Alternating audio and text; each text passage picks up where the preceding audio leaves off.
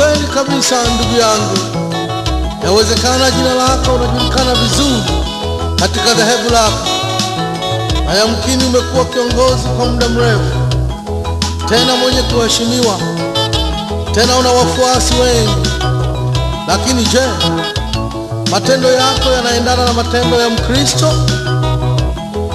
Maana ya Ukristo ni kuwa mtaua unayekubalika mbele ya macho ya Bwana, yaani mtu uliouvaa wokovu, uliobadilishwa toka utu wa kale kuvaa utu mpya, yaani uliyemkiri Kristo kwa kinywa chako wewe mwenyewe kuwa ni Bwana na Mwokozi wa maisha yako, na kuamini moyoni mwako ya kuwa Mungu alimfufua toka wafu. Maana ndio hakika unapoupata wokovu. Kama bado, ninakwambia ndugu yangu, huduma yako katika madhabahu ya Bwana si kitu. Utumishi wako si kitu. Ukristo wako kujiandikisha si kitu. Ukuu wako wa kanisa si kitu. Na wala dhehebu halitamshinda Shetani. Lakini neno moja ninalokuambia sasa kupitia ujumbe huu wa uimbaji ni kwamba hakikisha jina lako limeandikwa mbinguni, yaani uokoke. Haleluya.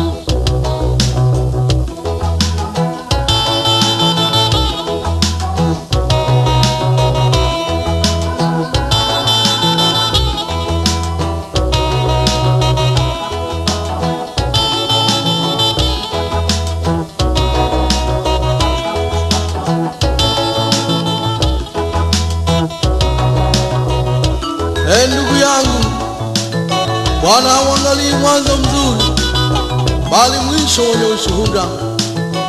Tena anasema yeye ni pepeto la chuma, naye huzipepeta ngano, pate kuchuja makapi, pate kuyatupa motoni. Mimi nakwambia ndugu yangu, juu ya maisha ya kumwendea Kristo lazima uwe mtakatifu. Maana Kristo atakapokuja saa yake ikaribu mno, maana majira yake ni jioni. Yu karibu kuliko vile tulipoanza kuamini. Hata kuja kuchukua wale wanaoingia katika mahekalu na masinagogi, bali atakuja kuwachukua wale waliojikana nafsi zao, waliotakaswa kwa damu ya mwana-kondoo, wale watakatifu. Hivyo mpendwa, peleleza maisha yako. Usiwe msindikizaji, usiwe kama kibao, bali uokoke na maisha yako yaambatane na wokovu wako, maana siku ni karibu mno. Hakikisha jina lako limeandikwa mbinguni. Haleluya.